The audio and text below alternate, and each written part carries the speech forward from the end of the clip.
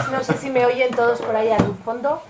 Soy Cristina Manzano, directora de Esloval, que venimos a presentar un libro estupendo. Ya les estoy recomendando que lean Esloval, que es muy interesante y que además tiene muchos temas de África, que eso no es ninguna tontería.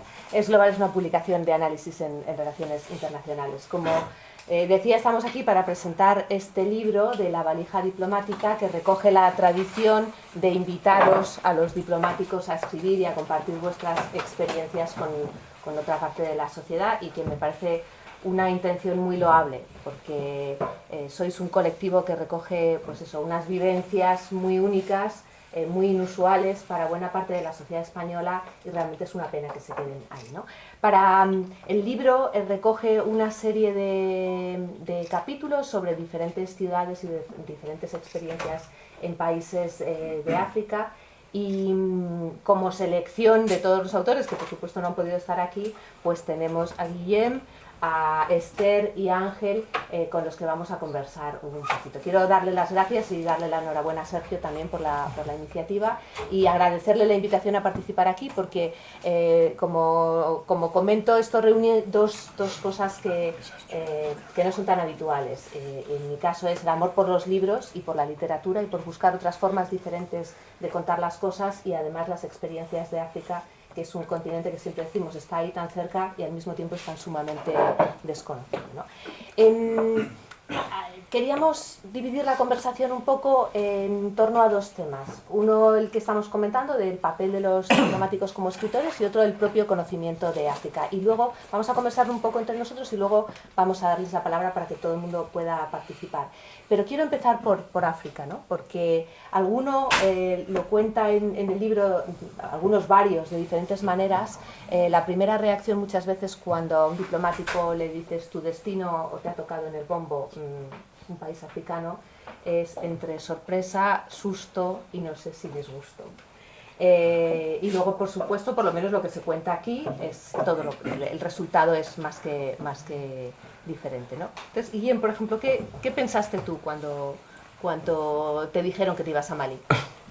Bueno, en realidad no te dicen que te vas a Malí, te dicen tienes un amplio abanico de opciones, que es el siguiente. Si no me equivoco, cuando me dijeron, ¿sabes cómo es este sistema del bombo? Que es un poco complejo. Y bueno, pues es esencialmente dos listas, personas, sitios. La lista por orden de antigüedad se va eligiendo, y bueno, pues los más jovenzuelos elegimos con menos margen. Y a mí me dijeron, creo que era Mali, Níger, Nigeria o Sudán del Sur, que te gusta más. Y dediqué una hora, que generó un estrés colectivo a todos los que elegían después enorme.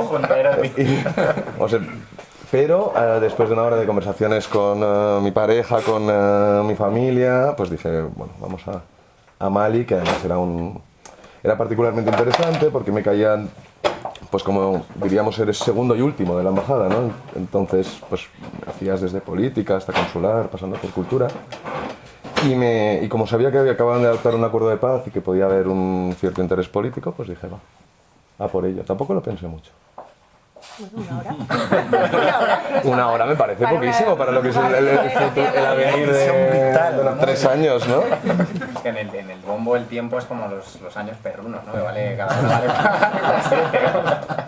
Lo que pasa es que además el destino al final se va, como dijéramos, escenificando, se va formando a lo largo de todos los 3 meses, desde enero hasta que más o menos en abril te dicen te vas a este sitio, ¿no? Entonces primero empiezas a pensar, uy, que me encantaría, segundo en Colombia o cualquier otro puesto. Luego vas viendo que tus posibilidades se van cerrando, y luego al final acabas pensando que tu mejor opción es la que te va a tocar. Yo no sé si es un esquema mental que tenemos nosotros para acabar decidiendo que eso es lo mejor. Yo, a diferencia de Guillem, yo en el libro hablo de Nairobi, que es mi segundo destino africano. Yo también pasé lo mismo que tú, me tocó Angola después de la guerra civil, porque era, bueno, pues la última promoción, siempre acabábamos yendo a los destinos pues que los demás no quieren. En mi caso yo sí quería irme a Angola, Con lo cual, me acuerdo que cuando finalizaba la escuela iba diciendo a todos mis compañeros, yo quiero Angola, si pedís Angola caeréis sobre mí. Y al final, evidentemente, nadie le interesaba y pues me acabé yendo a Angola porque el que luego fue mi marido estaba también destinado allí, que luego me divorcié de él en Kenia, o sea que me ha marcado mucho. África te ha marcado, Sí, sí, está sí. claro. Ángel, ¿y tú recibiste sorpresa por parte de la gente que te rodeaba o decir, ¿qué haces yéndote a Senegal? No, realmente, o sea, en mi caso es un poco distinto porque yo estaba felizmente en Dublín como primer destino, tuve la suerte de ir a Dublín. Bueno, para empezar, África en general, está Raimundo por aquí, que será el primero en decir que es muy difícil de englobar como un todo, ¿no? Pero en concreto yo estaba pues, tranquilo como cónsul allí y quería hacer un destino C, que es una de las condiciones que tenemos para seguir ascendiendo, y quería hacerlo pronto porque además pues, es cuando tienes energía, cuando tienes ganas, etcétera, y me atraía a África. Entonces Dakar era como una de las perlitas que tenía en el bombo, porque es un sitio divertido, es un sitio abierto, es como la puerta de entrada más fácil, digamos, para África. Y la verdad que no fue ninguna sorpresa, lo tenía muy fichado desde el principio y fue casi a tiro hecho. En el bombo además eran temas culturales, ahí hay mucho movimiento. A mí, yo hago música, me gusta también ese mundillo y allí tenía bastante campo abierto para colaborar, para hacer historias. De hecho hice música con ellos, con locales, etc. Y me dio bastante juego, entonces no. Y de hecho para mí fue pues, como un renacer personal y fue una época de mucha luz, o sea que... ¿Qué grado de penetración en las sociedades habéis tenido? Porque muchos destinos que tienen cierto riesgo, no digo que Dakar lo tenga, pero por ejemplo en el caso de Mali, cuando llegaste pues estaban eso, en plena batalla, etcétera. Kenia, tú hablas también de la inseguridad diaria en muchos casos. ¿Hasta qué punto eso puede cortar la iniciativa de relacionarse más con la gente local, más allá estrictamente de vuestros la gente que está al otro lado por cuestiones de trabajo, ¿no? De la gente de los ministerios, de otras embajadas, etcétera? Igual por inconsciencia, pero no supuso para mí un límite en ninguna medida.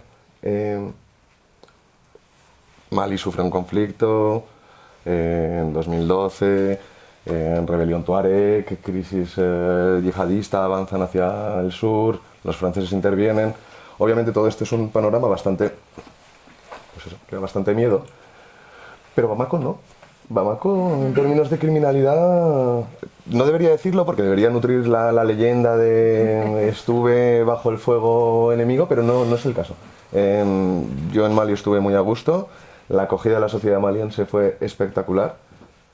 Obviamente hay una burbuja expatriada, misión de mantenimiento de la paz de Naciones Unidas, mucha presencia de embajadas, barbacoas de blancos los domingos, por supuesto, pero al mismo tiempo es una sociedad que, pues por la razón que sea, tiene diríamos, da una acogida magnífica a los extranjeros. Entonces, poco interés que uno muestre se traduce en los brazos abiertos, y claro, entonces acabas comiendo meshui con la mano, esto pues asistiendo a conciertos de música improvisada que todavía hablar de ello me pone la piel de gallina, algo extraordinario diríamos, no lo sé, acabé teniendo mi propio griot, ¿no? El griot, que es esta figura de un poco de una mezcla del gurú con el pues glosador o guardián de la tradición oral. Pues él me llamaba y tenía una relación con él, me presentaba gente y entraban un poco en la sociedad local y eso, o sea, desde el momento en que uno tiene interés en la vida local, en Mali al menos, la acogida fue excepcional. Bueno, y en Dakar fue aterrizar, ¿no? Por lo que cuentas, fue llegar y directamente Sí. ir a la fiesta del Cordero. Lo has leído. Sí, o sea, en mi caso tienen la palabra la teranga, ¿no? La capacidad de acogida, de hospitalidad que tienen allí, y es cierto. También es verdad que por mucho que queramos decir que no, siempre hay una frontera cultural, siempre habrá gente que la lleve con más, digamos, con más alegría o más naturalidad porque tiende más a estar en una burbuja. Yo en mi caso, pues por mi forma de ser, soy más de estar todo el día en la calle, hablando con gente, etcétera. Y sí noté en un primer momento que era fácil romper ciertas barreras, pero también noté que rotas esas primeras barreras, que es fácil romperlas, había ciertas barreras que también eran irrompibles, que son, al final no dejas de ser el blanco, incluso con los muy amigos, con gente con la que pues había tenido ciertos lazos íntimos, pues hay un punto de que eres el diferente, ¿no? El europeo, que obviamente es lógico porque sus circunstancias son muy diferentes. Pero bueno, sí, digamos que eso, que en mi caso era fácil penetrar, pero había un punto ya de dificultad de penetración más allá, que igual, obviamente no estás en igualdad de condiciones, no tienes el mismo background, el mismo pasado, y tienes una frontera. Yo pues de alguna manera creo que recojo el guante que dices tú, y yo creo que sí, que al principio por muchos esfuerzos que tú hagas, nosotros por ejemplo la familia solo iba una vez al año, a pesar de que los abuelos se quejaban mucho. Nosotros intentábamos pues, los fines de semana siempre conocer la ciudad y sobre todo conocer Kenia, que es un país maravilloso. Y sí que es cierto que la primera aproximación es mucho más fácil, pero yo ahí seguramente me di cuenta de la burbuja diplomática. En 3 años, a diferencia de Angola, que es un país mucho más complicado, por eso que generalizar en África como si fuera un continente muy unido, pues yo creo que los parámetros son completamente diferentes. Por ejemplo, las gestiones que yo hacía propiamente como diplomática con el ministerio eran casi inexistentes. Ellos no tenían ningún interés en hacer ciertas cosas, salvo ciertos dosieres que eran cooperación o demás. Pero cuando tú intentabas hacer pues, actividades de tipo cultural o gestiones políticas, pues bueno, pues no somos un país prioritario, es muy difícil. Yo decía que en Iberoamérica, y quizá no debería decirlo, tú llamas a la puerta y te la abren, y en África a veces la porreas y simplemente y ni siquiera te la abren, ¿no? Entonces yo ahí sí fui muy consciente de esa burbuja diplomática. Recuerdo yo, por ejemplo, mi casero de la casa que tenía era un diplomático keniano, con lo cual, incluso aunque él me invitaba a su casa y nosotros le invitábamos, yo creo que la aproximación a la realidad y los parámetros culturales son diferentes.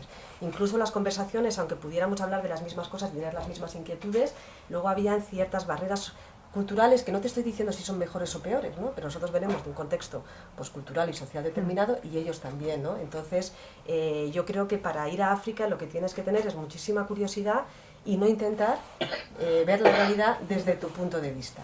Y aún así, yo creo que es muy fácil caer en la burbuja diplomática por muchos esfuerzos que hagas. Tú además cuentas tu historia desde la perspectiva de tus hijos, no desde la tuya propia, aunque entiendo que algo va detrás, ¿no? En tu experiencia, que has estado en Iberoamérica, has estado en África, ¿es especialmente complicado para la familia adaptarse a ese entorno? ¿O es ya el acostumbrarse al cambio? Yo creo que a mí no me costó más adaptarme a Bolivia que adaptarme a Kenia o a Angola. Cada uno, yo siempre entiendo que los diplomáticos lo que tenemos que tener es flexibilidad y curiosidad y adaptarnos a lo que tenemos, ¿no? Entonces no pensar que no tenemos yogures. Yo estuve 3 años sin comer yogures y cuando iba a España pues me volvía loca en los supermercados. Pero tenía otras cosas que me gustaban, ¿no? Entonces yo no encuentro que que mi traslado a Kenia fue más complicado que el de Bolivia, que el de Angola o que luego el que tuve a posteriori, que es Qatar. Lo que ahí sí que me di cuenta es que yo siempre he pensado que como mujer diplomática yo era perfectamente libre de decidir mi futuro como profesional, ¿no?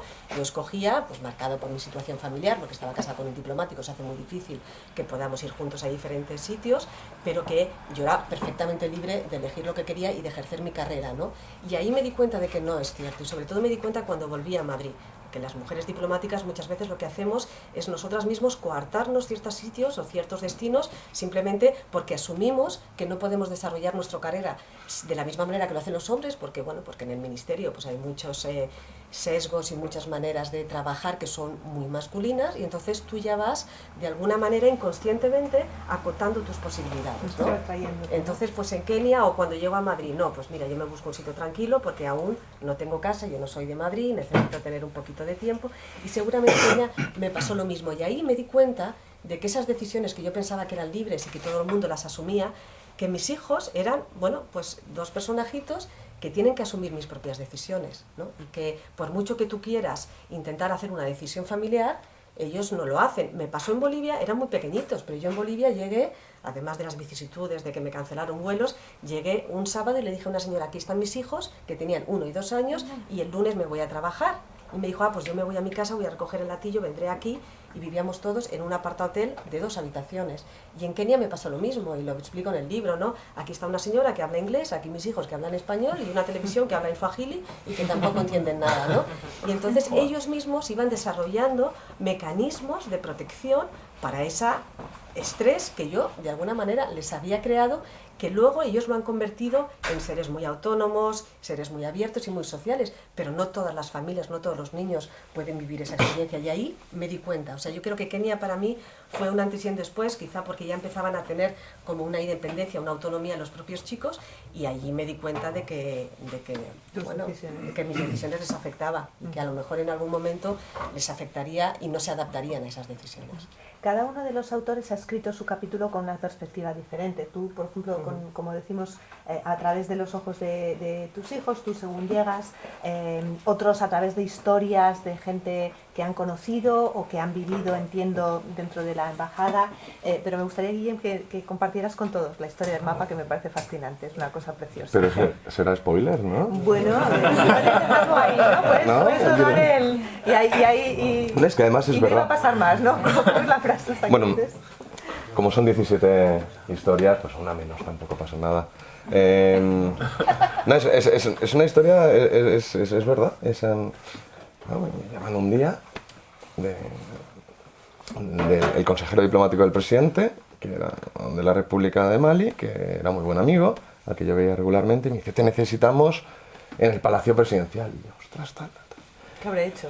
Y digo, hombre, está aquí mi embajador, ¿no? Pues esta jerarquía que nos guía a nosotros en el día a día. Y me dice, no, que te queremos a ti. Es una cuestión cartográfica. Y le digo a mi embajador me dice, bueno, vete para allá, subimos, tal. Porque está en lo alto de una colina el Palacio Presidencial y tiene, pues, el antiguo palacio del gobernador de Mali y tiene toda esta allure postcolonial. Y nada, y llego allí y el tío me empieza a contar, mi querido Mahamadou, que han encontrado un mapa, que han tenido un facsímil de la Biblioteca Nacional de Francia, elaborado por un cartógrafo judío mallorquín, Abraham Cresques, del siglo XIV, en el que aparece por primera vez Mali. Entonces a ellos, esto para los malienses suponía pues buscar una raíz, encontrar unas raíces históricas a la patria que hoy defienden, ¿no? Entonces, retrotraerse en la historia y decir, fíjate que ya en el siglo XIV los europeos hablaban de nosotros, pues le da una cierto empaque a la identidad nacional y a todo el relato que le interesaba al presidente de la República. Yo encantado, por supuesto, de promover relaciones culturales históricas entre España y Mali. Entonces llego y, claro, igual lo habréis visto, es un mapa en el que sale Kankamusa. Bueno, es un mapa...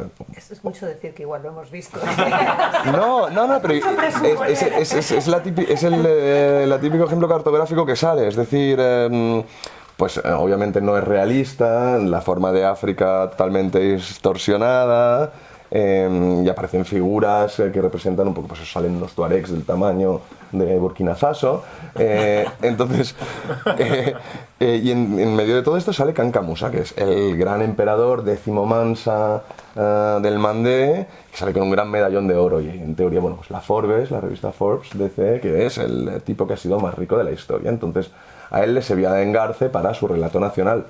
Y en el marco del proceso de paz, pues era una manera de decir, oye, Mali, que ha sufrido una crisis con una división norte-sur y todas estas circunstancias, a pesar de todo, encuentra un arraigo en la historia que además, bueno, pues esa legitimidad que pueda dar que la Biblioteca Nacional de Francia te dé un facsímil. Entonces llego al Palacio Presidencial y el secretario general de Presidencia, que luego fue primer ministro, pues me dice, oye, que traigan el mapa. El mapa, lo empiezan a desplegar, desplegamos ahí delante de la ventana y me dice, bueno, traduce. Y yo le digo, hombre, me pillas un poco a contrapié, no lo acabo de... Y claro, estaba esto en, obviamente, pues, siglo XIV, catalán arcaico, una cosa en letra gótica, bastante difícil de leer, y claro, yo empiezo a leer y pues estos señores de Mallorca pues sabían lo que sabían, que era pues lo que le había contado un navegante, lo que le había contado otro, y claro, todo basado en relatos. Y empiezo a leer y empiezo a contar, este señor es el señor de los negros de Guinea Occidental. tal, y empiezo a leer, le digo, miren, yo, si usted me permite, le hago una traducción, le hago una nota de contexto, y digo, claro, estaba un poco apurado, ¿no? Aunque en aquella época era posiblemente el documento cartográfico que mejor revelaba el conocimiento de la época, totalmente alejado de la realidad, y hoy no lo puedes mirar con los ojos de hoy. Y nada, al final, bueno, pues la historia es que de aquella nota que elaboré, después el presidente se sirvió de ella, y bueno, tampoco voy a contar más, ¿no? Yo creo que así os lo leéis, ¿no? Dentro de que son capítulos cortos, el tuyo encima tiene 3 partes, o sea que está bien dejarlo ahí en suspenso. Pero otra de las cosas que es muy interesante de este tipo de libros y de este libro en concreto es que una historia te lleva a otra, y un conocimiento te lleva a otro. Entonces tú hablas precisamente de una novela, de un autor mallorquín que gracias a eso sabías algo también sobre este mapa, ¿no?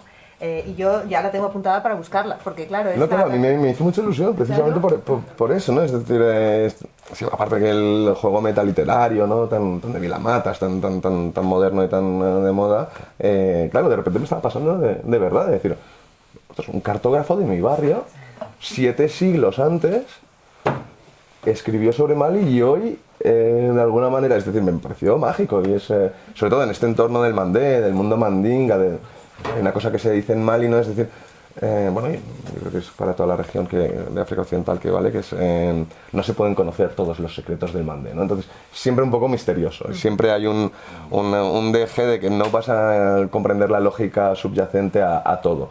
Entonces, de repente, que hubiese esa conexión un poquito mágica, pues la verdad es que sí, por eso lo conté. Una de las cosas que os quería preguntar, o que ha ido más o menos saliendo, es precisamente cómo abordas cuando dicen escribe algo sobre tu experiencia africana, ¿no? Ángel, tú que estás tan vinculado a la música, ¿cómo te enfrentas a la palabra? Pues bueno, yo realmente, o sea, mi música es electrónica, pero también es más, va por el camino del rap, con lo cual suelo escribir y está vinculado a la palabra. Y luego es curioso lo que estábamos hablando antes, ¿no? Que estemos 17 diplomáticos contribuyendo a escribir un libro, ¿no? Y que cuando has lanzado el tema de los diplomáticos escritores, enseguida ninguno nos apuntábamos. O sea, realmente somos un poco impostores en ese sentido, y no por ello menos escritores, ¿no? Porque al final yo creo que es una profesión que acompaña. Yo en ese tema yo creo que hay 2 factores que preguntábamos antes, que qué hace que tantos diplomáticos seamos escritores. Uno de ellos yo creo que es la enorme cantidad de materia prima que la profesión te permite tener, ¿no? De vivencias, pues eso, de conocimientos y de personas, como la anécdota que acaba de contar Guillem, que muchas personas pues sí, quizá necesitarían varias vidas para acumular lo que en un destino más o menos exótico podemos atesorar nosotros. Y por otro lado quizá también la soledad, que al final, bueno, puedes llevar a la familia, pero yo por lo menos los 5 años que he estado solo, me ha dado tiempo a hacer discos, me hubiera dado tiempo a hacer libros, y si me hubiera puesto, no sé si alguien los hubiera leído, pero los discos tampoco crees que los ha escuchado mucha gente. Pero yo creo que esos 2 factores son importantes, y por eso muchos se lanzan con mayor o menor éxito a la escritura, entre otros nosotros. Tú, Esther, has insistido mucho en que tú no eres escritora. No, y no soy escritora y no me gusta escribir. Lo que pasa es que sí que es cierto que más allá de que tenemos pues unas vivencias y unos conocimientos muy generalistas, yo siempre defenderé que los diplomáticos tenemos que ser generalistas, luego al fin y al cabo en tu día a día escribes mucho, nota corta, nota larga, nota medio larga, medio corta, y entonces al final pues acabas redactando más o menos bien, ¿no? Pero cuando a mí Sergio me preguntó, ¿quieres escribir? Y le dije, ¡qué horror! Pero lo hago por ti. Y yo o sea, escribí sobre todo porque creo que Sergio está intentando cambiar un poquito de la dinámica de la colección de la valija diplomática, ¿no? Y para mí esto es un instrumento útil para enseñar pues, a todo el mundo cuál es la realidad de la vida diplomática, desde las 17 perspectivas que cada uno de los capítulos tiene, pues y las vivencias que tenemos, y porque además yo creo que la carrera diplomática española tiene que empezar a mostrar su realidad, porque yo creo que estamos anclados no en el siglo XX, en el siglo XIX, ¿no? Cuando precisamente yo leía un artículo tuyo que has publicado en El País que decías que si no gobernamos a la tecnología nos gobernará. Yo pienso que si la carrera diplomática no entra en el siglo XXI, no es que la tecnología nos gobernará, sino que nos dejará a un lado, ¿no? Entonces, para mí esto es un esfuerzo de que tenemos que hacer todos en visibilizar nuestra realidad. Y parte de eso es, pues yo desde mi perspectiva, porque pensaba, yo no quiero escribir, ¿qué voy a escribir de Kenia? Pues entonces pensé, pues bueno, voy a escribir mi vivencia, que me ha marcado más ahí, ¿no? Y a partir de ahí, pues me costó mucho, ¿no? Pues porque empezar a decir cómo lo hago, cómo empiezo, qué aproximación tengo. Y entonces yo creo que los 17 capítulos muestran las diferentes perspectivas y las diferentes realidades de la vida diplomática, que además es mucho más cercana hoy en día a otras realidades como pueden ser el mundo de la cooperación, de las empresas. Antes, hace 20 años, cuando querías tener una carrera exterior, la tenías que canalizar a través de la carrera diplomática. Ahora no, ¿no? Entonces, eso nos acerca mucho más y lo que tenemos que hacer es acercarnos nosotros también mucho más a la sociedad. Bueno, todos los capítulos son bien interesantes. A mí hay dos que me han impresionado, además de los vuestros, de una manera especial. Hay uno, Eduardo Romero, me parece que es el autor, que cuenta la historia cuenta la historia, entiendo que es de algo que le ha pasado estando en la embajada, ¿no? De un ciudadano español que tiene una relación homosexual con un ciudadano de Gambia y acaba, era un, bueno, no quiero revelar, pero bueno, es muy impresionante, ¿no? Y tal como está contado, o la experiencia también se me olvidó, ¿dónde estábamos hablando ahora del ébola? Donde está Alejandra, ¿no? En Conakry, Sí, la de Alejandra. Exacto, la de Alejandra, pues lo mismo visto a través de una persona que está trabajando de enterrador, ¿no? Me parece, realmente te transmite esa cercanía, ¿no? Y esa empatía también con la gente que tienes allí. Quiero volver a África, pero has dicho una cosa bueno, has dicho varias cosas que tienen mucho que ver con el debate sobre la diplomacia hoy, ¿no? Una es toda la relación con la tecnología y el si debéis estar muy metidos en el mundo ciber o cómo se utiliza el mundo ciber, pero ese debate, si queréis, lo dejamos para un poco más adelante. Has dicho otra cosa que es mucho más de base y mucho más de fondo, y es que la diplomacia española es por definición generalista. Y cuando lees un libro como este y ves la profundidad y el conocimiento que alcanzas en cada uno de los países, no deja de ser un debate, y yo lo hablo también con diplomáticos de muchos otros países, ¿no? Esa discusión entre la especialización temática, regional y lo generalista. Y quería, tú ya te has decantado, ¿no? Pero quería conocer vuestra opinión, porque muchas veces, hablando por ejemplo eso de África, tan grande, tan desconocida, tan necesaria, y cómo podemos hacer para penetrar mejor, para reforzar nuestras relaciones. Sería mejor a lo mejor tener algunas personas muy conocedoras con los idiomas, por ejemplo, ya no es una cuestión solo de cultura, sino especializadas en idiomas, etcétera. No sé, quería preguntaros vuestra opinión personal. Sí, o sea, es difícil, o sea, según está organizada, más o menos estructurada nuestra carrera, es difícil especializarse. Yo, por ejemplo, en mi caso personal, a mí mi vocación era multilateral totalmente, entré en el Departamento de Naciones Unidas, pero claro, el primer bombo pues te mandan a Dublín, que es bilateral. Estudié 5 años de japonés, estuve un tiempo en Tokio, pero te vas a Dakar. O sea, al final realmente, y interpelo de nuevo al director de África, porque es uno de los casos de mayor conocimiento y de especialización de la región. Entonces, hay casos que obviamente pues confirman la regla y son el contraejemplo, pero realmente es difícil, hay que tener mucha voluntad y las cosas muy claras para intentar especializar, y aún así es difícil. ¿Que sería mejor o peor? Hombre, hay cuerpos diplomáticos que sí premian, y ves que pues el que sabe español pues suele repetir destinos o tener destinos en un mismo... pero bueno, nuestro esquema también tiene sus ventajas. En general yo creo que somos bastante interoperativos, somos bastante adaptables, digamos, a distintos contextos, y eso también es una ventaja respecto de otros cuerpos diplomáticos. Sí, no, es un debate que nos acompaña de manera sistemática. Más allá de cuestiones generales, yo creo que para nosotros, individualmente, es mejor lo que tenemos.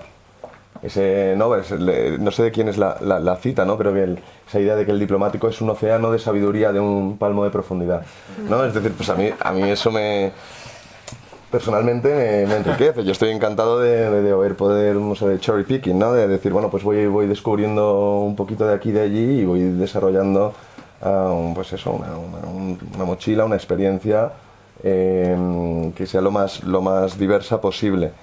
Respecto del debate de fondo sobre conviene o no conviene tener cuerpos especializados, Es cierto que hay carreras diplomáticas de otros países que tienden a eso y a tener a un especialista en Asia y que no ha hecho puestos más que allí.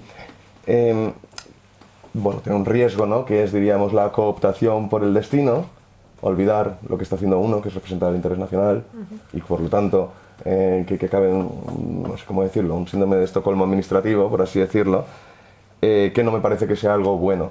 Ahora bien, la amenaza, el riesgo que esto supone en detrimento de una posible mayor especialización, es un debate que creo que, bueno, que está bien que sigamos manteniendo.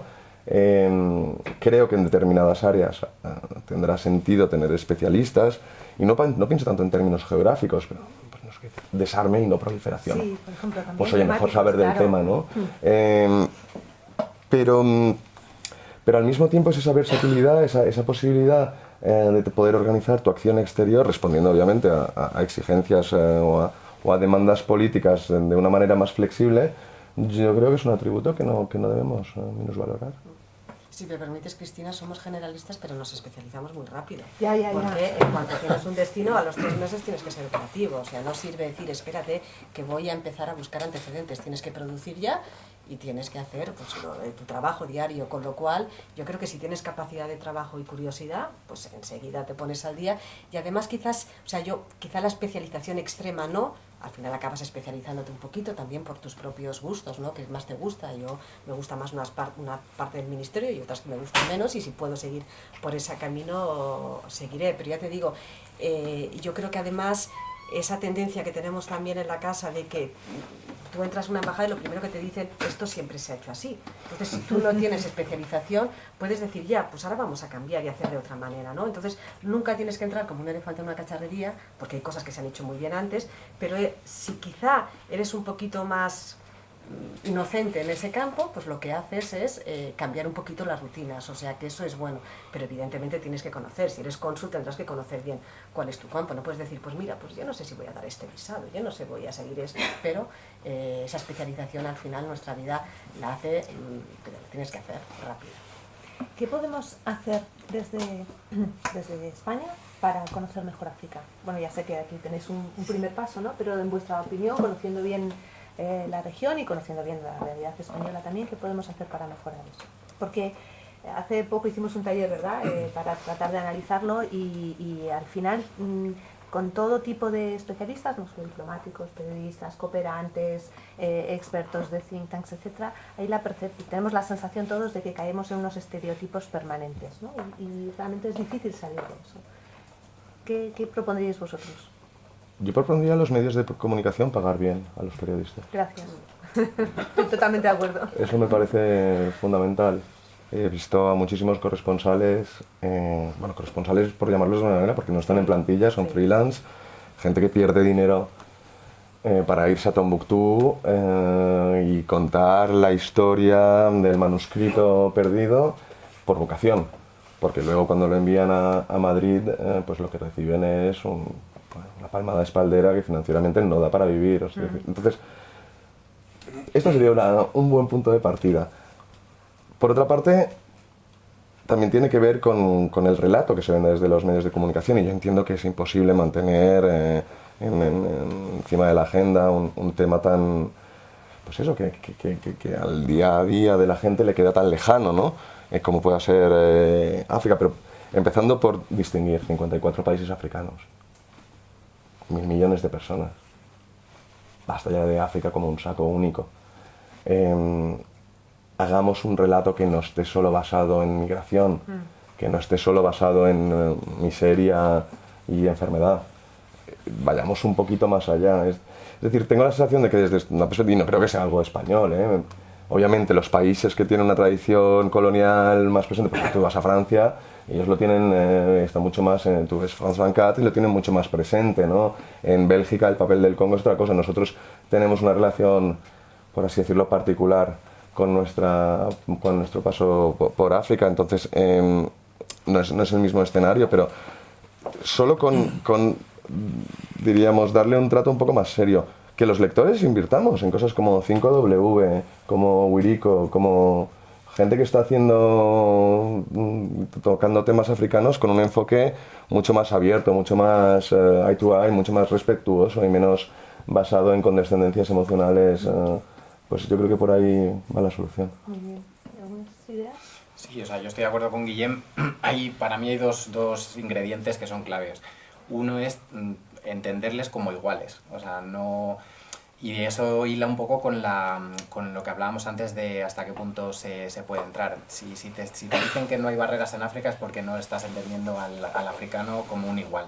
Porque realmente si lo entiendes como un igual te das cuenta de la barrera que hay. Si vas con el enfoque snob de qué divertido me voy a hacer un baile africano, pues eso puede parecer que te estás integrando, pero realmente no estás entrando en su sociedad. Entonces entenderles como iguales y luego también barriendo un poco también para casa, para mi casa y para la de Esther, que estamos trabajando desde distintas perspectivas en los temas de diplomacia pública y digital del Ministerio, explorar esos campos. Hablábamos antes de la especialización, que efectivamente dicen que es para insectos, ¿no? Y lo del océano de profundidad, que también se podría relacionar quizá con otro de los elementos que empuja a los diplomáticos a escribir, que es el ego que muchos de ellos tienen. Pero por otro lado, eso, o sea, la diplomacia pública, la diplomacia digital son instrumentos nuevos que demuestran que por muy especializado que estés, nuestro oficio muta constantemente y se renueva, y que utilizándolos de manera intensiva podemos avanzar mucho en conocimiento de África y de cualquier lugar del mundo. Y también apoyo lo que decía Guillem de los periodistas. Yo en Dakar tenía mucho trato con Pepe Naranjo, por ejemplo, que es un fuera de serie y estaba trabajando en condiciones muchas veces, y eso que ahora, por ejemplo, este año el país ha hecho un enorme esfuerzo, está muy activo, está publicándole, pero realmente efectivamente están trabajando por una vocación inmensa y con un talento y un conocimiento de causa sin parangón y muchas veces en condiciones pues muy precarias. ¿Algo que añadir? Yo creo que lo que tenemos es que tener mucho más conocimiento, ¿no? Pues, como decíais, África, no en África, hay muchas Áfricas, igual que hay diferentes 17 experiencias definitivas y aproximaciones a África, ¿no? Pero sobre todo yo creo que los propios africanos tenían que hacer un esfuerzo en mostrar cuáles son sus fortalezas. Yo me acuerdo que cuando estaba en Kenia, pues Safaricom era una gran empresa tecnológica que tenía un sistema de pago a través del móvil que no existía en otros sitios, ni en Asia, ni en... Sí, pero como siempre pensamos que los típicos lugares comunes de lo que significa la vida africana, lo bonito que es Kenia, yo creo que hasta ellos tendrían que hacer ese esfuerzo y nosotros a lo mejor es abrirles el escenario para que puedan mostrar cuáles son las cosas que más nos unen y que más nos diferencian, porque yo creo que tenemos aproximaciones diferentes, venimos, como os decía, de contextos diferentes, ¿no? Y entonces, por mucho que nos sintamos iguales y que los tratemos de iguales, no significa que no veamos las diferencias. Y eso tenemos que tener, contextos de diálogo en el que podamos todos, pues, hablar, de lo que nos sentimos, de lo que somos. A mí una de las cosas que más me impresionaron de Kenia es que tiene una situación política absolutamente tribalizada, los partidos políticos son partidos tribales y ahí cada uno tiene su campo y tiene su sitio, ¿no?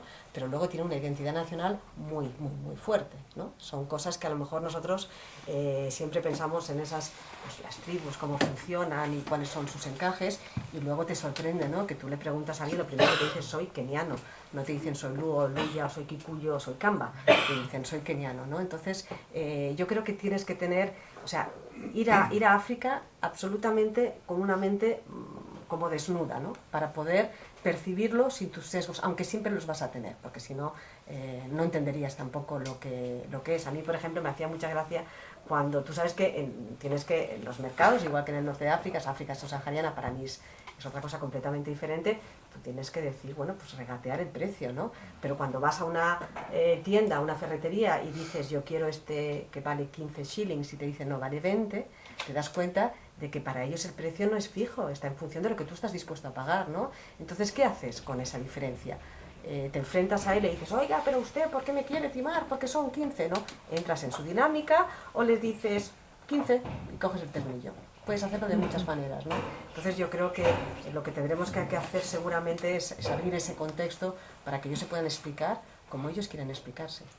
Quiero haceros una última pregunta antes de dar paso al coloquio general, y es si recomendaríais algún libro o si hay algún libro especial que os haya marcado. Dos libros, uno de algún diplomático, si tenéis algún diplomático escritor que sea para vosotros una referencia, y otro algún libro sobre África, que no sea así. ¿Qué recomendaríais así en general? Entiendo que muchos aquí ya conocen África y están muy interesados, pero imaginémonos que somos un público completamente ajeno. ¿Algún libro para conocer África? Yo recomendaría La epopeya del Mandé. Soy incapaz de decirte ahora el nombre del autor, pero esencialmente porque es una epopeya que se ha trasladado oralmente. Se escribió diríamos, la presencia colonial de francesa a finales del 19, a principios del 20, y ha sido un documento de texto utilizado en los colegios para los niños. Y diríamos, es el mito fundacional del Imperio de Mali, y cuenta precisamente todos estos elementos sobre Soundiata Keita, que como primera mansa, y todo el recorrido, toda la odisea que de alguna manera este personaje emprendió para fundar el imperio de Mali, o imperio mandinga. Yo recomendaría eso. Muy bien, perfecto. ¿Y algún diplomático escritor que tengas? Que sea español o no, ¿eh? O sea, no... Un poco corporativos. Bueno, yo me acuerdo que yo siempre digo que a mí los libros me guían, ¿no? Porque a veces tú estás leyendo una frase desde tu perspectiva. Es como cuando lees los horóscopos y dices, qué bien me va a pasar. Pues a mí los libros me van indicando. Yo me acuerdo que hace muchos años, que yo ni siquiera quería ser diplomática, leí un libro que se llamaba Vislumbres de la India, de Octavio Paz. Y para mí lo que más me gustó, porque no recuerdo nada más que cuando describe la aproximación del barco acercándose a Mumbai cuando él llegaba, ¿no? Cómo se va recreando esa ciudad. Entonces para mí pensé, pues yo también quiero vivir eso, ¿no? Y seguramente es una aproximación un poquito romántica de la vida diplomática, pero en ese momento seguramente empezó a nacer en mí ese afán de, pues ¿por qué no ser diplomática? Y luego, pues bueno, yo me he leído libros como hacemos todos los diplomáticos cuando llegamos a puesto, intenté ver un poquito su historia, cuál es su cultura. Y yo no sé si pronunciaré bien el libro, y me leí un libro de un keniano, un escritor keniano muy conocido, que se llama Ngugi wa Thiong'o o algo así, que yo creo que además tiene, no sé si, es muy conocido internacionalmente. A mí me ayudó mucho a conocer un poquito la realidad de su país. Entonces explicaba la vida de una familia a lo largo de los tiempos, y te explicaba un poquito pues todas esas, lo que te hablaba, pues de la tribalización de la sociedad, de cómo ellos tienen, las mujeres, cómo van... para mí las mujeres africanas es una cosa que o sea, me gustó mucho esa dependencia que tiene la propia sociedad y la economía de las mujeres, y luego esa independencia cuando te dicen, no, este hijo es de uno y este es del otro. O sea, al final ese concepto que nosotros tenemos de que el hombre tiene que proveer para la... Ellas no lo ven así, ¿no? O sea, son mucho más autónomas y mucho más independientes que muchas mujeres occidentales, que de alguna manera pues dependemos más de muchas dependencias o sentimentales o económicas del concepto que nosotros tenemos de familia, ¿no? Y luego además lo que ellas luchan, o sea, son las grandes luchadoras para que la familia y para que el propio país vaya avanzando. Perfecto, ¿no? Pues yo, hilando con lo que decíamos antes de verles como iguales, creo que hay un libro muy bueno que va en esa dirección, que es Afrotopía, de Felwine Sarr. No sé si lo conocéis, pero me parece un buen libro para conectar con esto. El autor es un profesor de la Universidad de Dakar, y además de buen amigo, y además está en conexión con la embajada, etcétera. Y el libro, que además ha sido, no sé si ha sido traducido al inglés, pero bueno, en francés está, y es un muy buen libro. Sobre todo defiende que África tiene que tomar las riendas de su propio destino, y eso también va en línea con dejar de entender el pasado colonial, dejar de entender su historia como absolutamente ligada al pasado colonial, y también analizarla desde el punto de vista pues de empezar a tomar las riendas bueno, hace ya unas décadas que han empezado a ser independientes, y ya pues ellos tienen que reescribir su propia historia y que escribir el futuro. Entonces, ese libro muy recomendable. Apuntados los tres. Luego me dices bien cómo... Sí. No sé si tenéis comentarios, dudas, algo que queráis añadir. Sergio. Sí, bueno, yo solo un poco por poner en contexto la iniciativa. Es la segunda vez que hacemos un poco este experimento de proponer un tema a un amplio abanico de personas y proponerles que escriban alrededor de esa idea, ¿no? El año pasado lo hicimos con las ciudades latinoamericanas, y este año nos apetecía mucho hacerlo sobre ciudades africanas, ¿no? Porque me parece que además es un tema, aparte, que es muy necesario darle más visibilidad y demás, pero que le puede interesar a mucha gente también. Y solo quería apuntar dos cosas en relación con la idea esta de África como una realidad única y homogénea. Por eso siempre desde el principio lo que planteamos eran las ciudades, es decir, localiza tu experiencia y da contextos concretos con sus peculiaridades, su color, y por eso no son ni países ni son regiones, sino, bueno, sí lo acotamos por regiones, pero hacemos mucho el foco en lo local, ¿no? En la ciudad. Y luego, más como en la experiencia que me llega a mí de la gente a la que se lo proponemos, que conecta un poco con lo que explicaba Esther, yo creo que al principio la mayoría de las personas, algunos sí que escriben habitualmente y demás, pero la mayoría al principio les choca un poco la propuesta y les cuesta un poco ver cómo enfocarlo, igual son un poco reticentes, pero luego al final, por ejemplo, Esther, que lo dijo desde el principio, ¿no? Bueno, yo así de entrada no lo veo, pero bueno, si te parece que puede ser interesante. Y luego al final yo creo que todo el mundo lo que me transmite es que en el fondo tenían una historia que de alguna manera sí querían contar, ¿no? Y que les ha venido, que quizá eran como una cuenta pendiente que tenían, como retomar ese momento de algo que les pasó o compartir una historia que por algún motivo les acompañaba, ¿no? Yo creo que son cosas muy diferentes, pero en el caso de Esther, como ya he contado, es más como una vivencia personal familiar, que para ella es lo que define quizá pues, su experiencia en llegar a ese lugar. Otra gente, tanto en este como en el de Latinoamérica, fue un poco más como en el de Guillem, como algo que les ha pasado de verdad en el trabajo, pero que es algo que les ha parecido como especial y que querían compartir. En el caso de Guillem hace menos tiempo, pero en el caso de Latinoamérica pues había alguien que había estado en Cuba y que como que algo que le ocurrió hace 15 años, pero que le apetecía contar esa historia, ¿no? En el caso de Ángel, pues quizás más como una sensación general sobre la relación con el país y la interacción, ¿no? Pero bueno, cada uno desde su visión, de formas totalmente distintas, y sobre todo de forma más llamativa, con la gente que más le costó aceptar un poco el reto, el feedback siempre es que en el fondo les ha servido para reconectar con un momento de su vida y contar una historia que querían compartir, ¿no? Ahí también es verdad que como editores hacemos un poco de trampas y también hace un poco una cosa sádica, que les lanzamos la idea, pero tampoco les damos unos márgenes de extensión, les decimos que no puede ser un texto académico, una cosa de investigación o muy ensayística, pero que entre la ficción y la no ficción y las 5 páginas y las 15, que todo está bien, ¿no? Entonces, al principio les genera mucho estupor y más dificultad, pero luego también hace que cada uno también tenga libertad para contar la historia que le apetecía contar, ¿no? Intentamos luego que el resultado de sumar todas esas historias pues sea lo más homogéneo posible.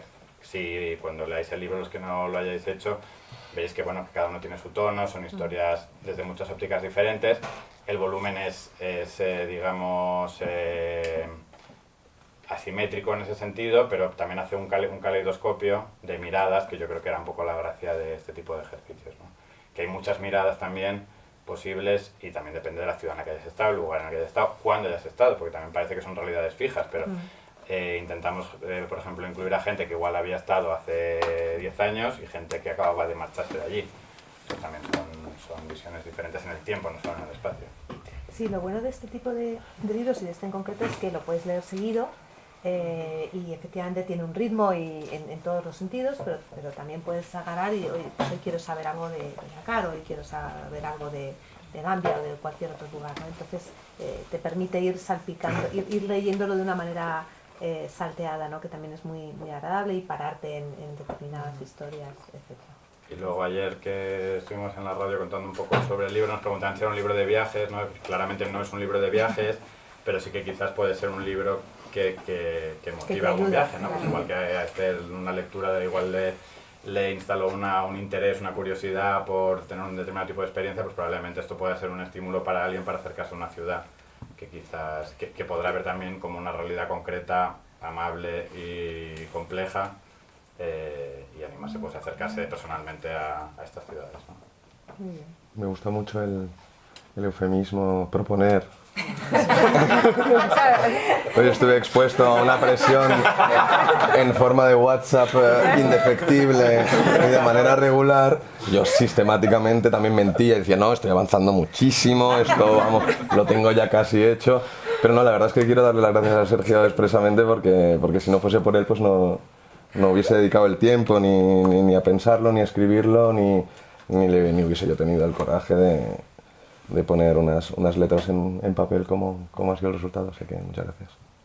Pues nada, ya sabéis, a por más. Sí, sí, sí. Esto es solo el principio. No sé si alguien más Por favor. Hola, yo me llamo Amelie, soy amiga de Esther, yo estoy en Cooperación Internacional y me encantó su pregunta sobre África, porque creo que es muy importante y me encantaron también las respuestas. Y me inspiraron muchas sus respuestas y quería añadir una. Yo creo que si miramos también lo que África nos tiene que enseñar,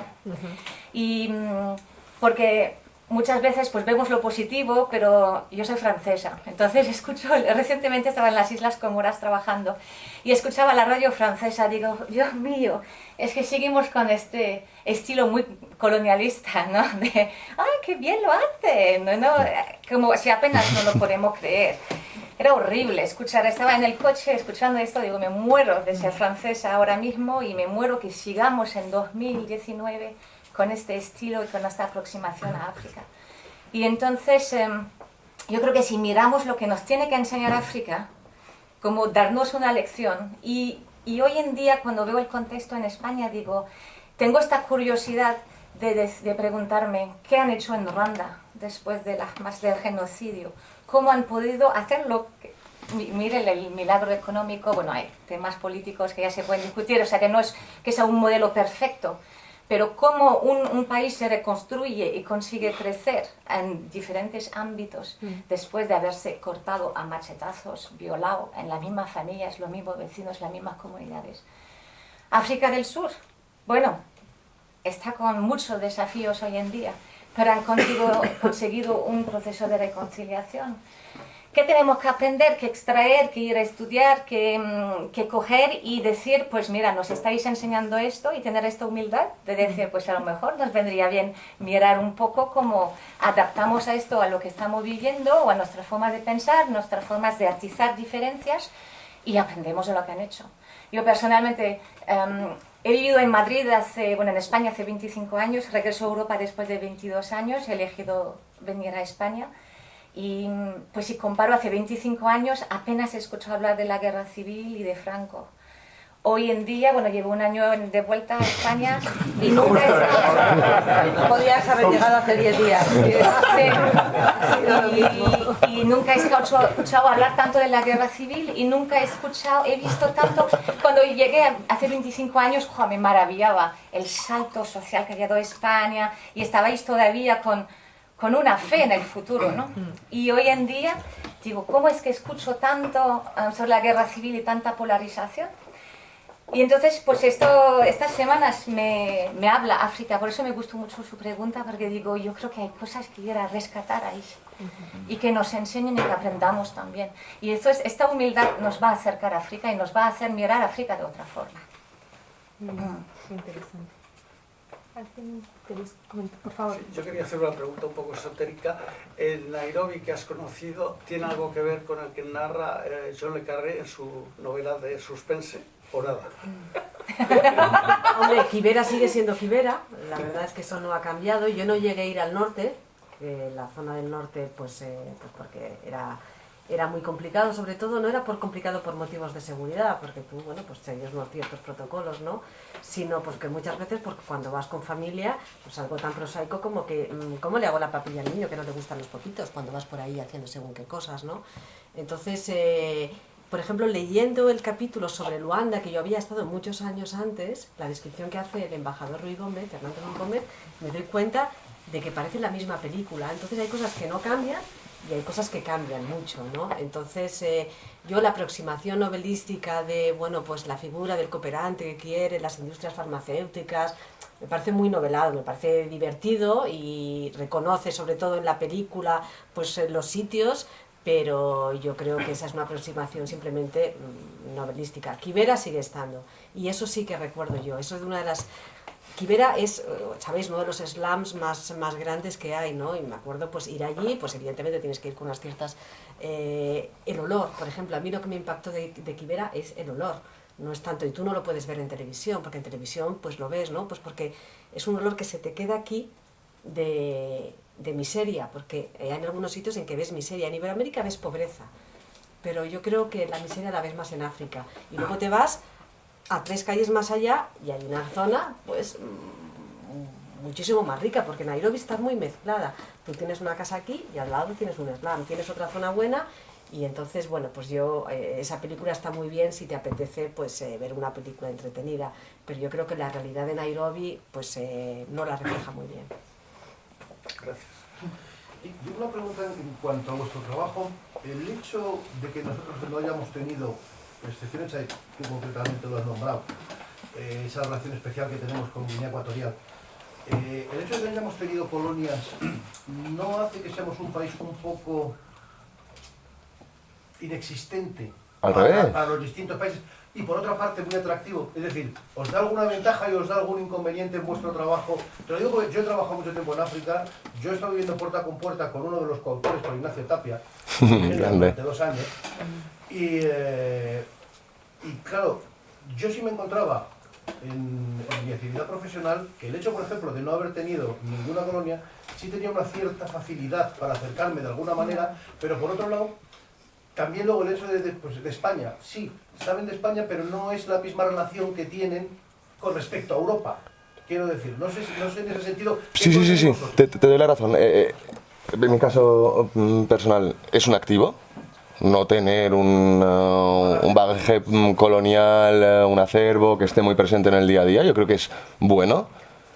No estoy seguro de que podamos decir que haya un desconocimiento. Obviamente, claro, no tienen canal, no ven la televisión española, no saben quién es nuestro secretario de Estado para no sé qué, y así sí lo saben de Francia o si lo sabrán en un país lusófono de Portugal. A mí, sinceramente, y claro, es que nos dedicamos a esto, ¿no? Representamos a España, pero es que es un producto de España que se vende muy bien, y es que no somos estonios. Es muy fácil vender el puente norte-sur. En África, ya sé que es un tópico y siento caer en ello, pero además Raimundo se acordará, el fútbol nos abre una puerta enorme. Y no digo lo de Raimundo solo por la deferencia que me merece, sino porque hace 10 años, cuando yo ingresé en la carrera diplomática, estuve destinado en Senegal, muy brevemente. Y estaba Raimundo, encargado de negocios, y le llaman y le dicen: oye, ¿quieres venir a la televisión, que es la final de la Copa del Mundo? Y tenemos al cónsul holandés, y nada, vente tú. Y Raimundo se pone de perfil y dice: el joven diplomático, que venga. Y me mandó a la televisión, a la radiotelevisión senegalesa, a comentar la jugada. El cónsul holandés no vino. Yo soy un barcelonista a ultranza, y obviamente vendí cómo la selección española estaba basada en el eje del Fútbol Club Barcelona. Y claro, no estaba la contraparte holandesa, y entonces aquello, pues como que nos fuimos calentando, y con el presentador, y al final, vamos, no había empezado el partido y ya estábamos abrazándonos porque España iba a ganar la Copa del Mundo.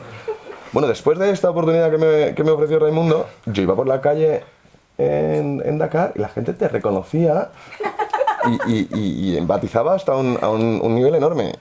Vamos, el número de ocasiones en el que ser español ha sido un activo en Mali, pero también te puedo decir lo mismo en Burkina Faso, cuando he estado de viaje por la región, desde, ¿qué te decir?, Costa de Marfil, Benín, Togo.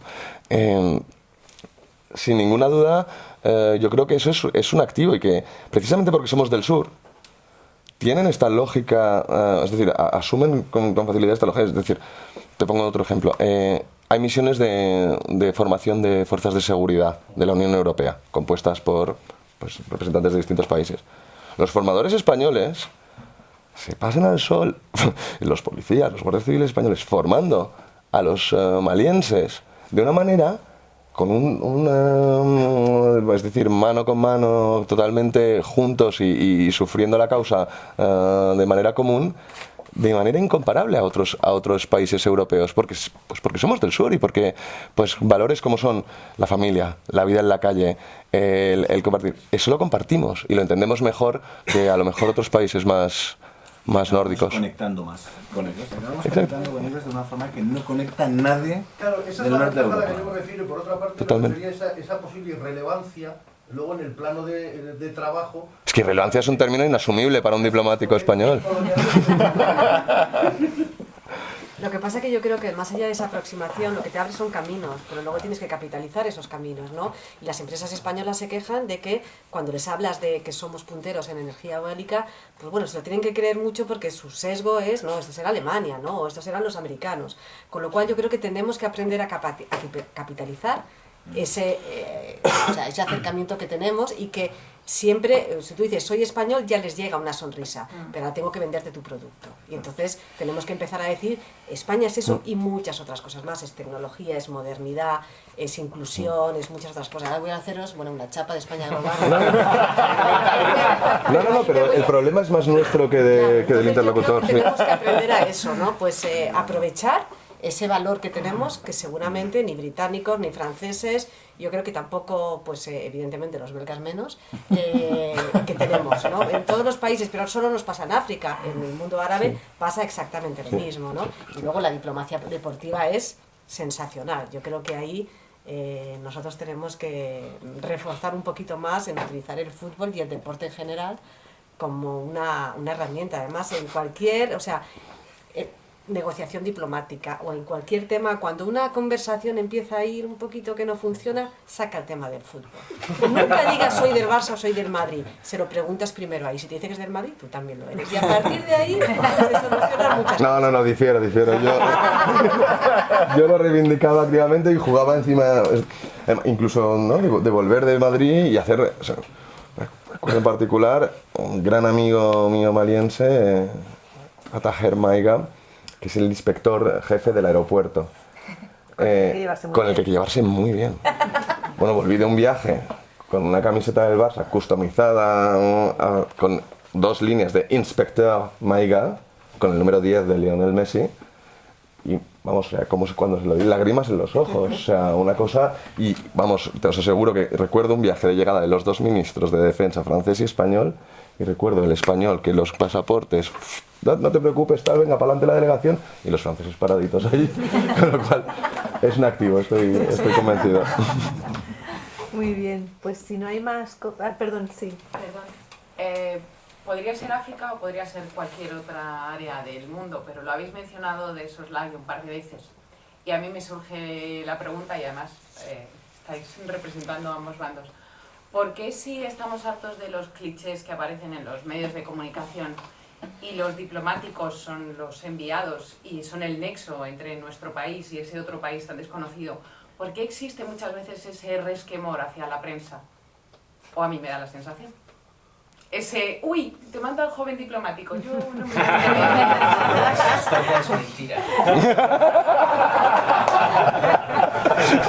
Quitar el protagonismo de la memoria no existe, todos recordamos lo que queremos recordar y eso no fue así. Pero cultural se encargaba de la prensa, lo normal es que fue, aparte de que yo sabía que lo iba a hacer mucho mejor. Pero sí, ya que he empezado a hablar respondiendo a tu pregunta, porque todo es riesgo y nada es beneficio, hablando en serio.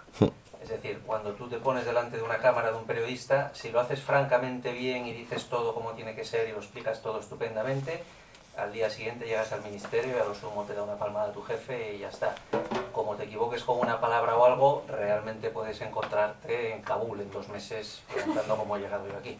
Vale, esto es un poco exagerado, no te van a mandar a Kabul como castigo, pero realmente lo puedes pasar mal. Además tengo una experiencia reciente en mi caso. No, los periodistas buscan el titular y nosotros buscamos un trabajo a largo plazo y buscamos una cierta tranquilidad y una paz para hacer ciertas cosas que no se pueden hacer con megáfono. O sea, por ejemplo, la Unión Europea es muy dada a hablar con la prensa y es muy dada a soltar su mensaje y es muy dada a los comunicados. Hablando de lo de ser iguales, yo, lo que mencionabas tú, el paternalismo, esto de felicitar a un país africano por unas elecciones celebradas con paz y tranquilidad me parece completamente inaceptable. Yo creo que seremos iguales el día en que Nigeria felicite a Francia por unas elecciones en paz, ¿no? Y sin incidentes, ¿no? O a España, vamos, no es por... y ya he perdido el hilo. Ah, sí, todas las declaraciones. Esto que hacen de grandes declaraciones, de, bueno, porque esto no va... Les encanta a los embajadores de la Unión Europea particularmente, se sienten muy respaldados por las delegaciones de la Unión Europea, no de los países de la Unión Europea, de las delegaciones de la Unión Europea, ir a la prensa y criticar al gobierno por los derechos humanos, las elecciones y ser muy vocales, muy agresivos, muy de hablar mucho con la prensa. Resultado, en el último año he expulsado a 3, así contando por los... Eso no es diplomacia, eso es otra cosa, eso es activismo. Nosotros no somos tan de activismo. Dicho lo cual, yo hablo mucho con la prensa. Voy mucho a universidades, al CSD, a tal, a explicar el plan África, las cosas de África, y luego tenemos la Oficina de Información Diplomática, actualmente Dirección General de Comunicación y Medios, ¿no?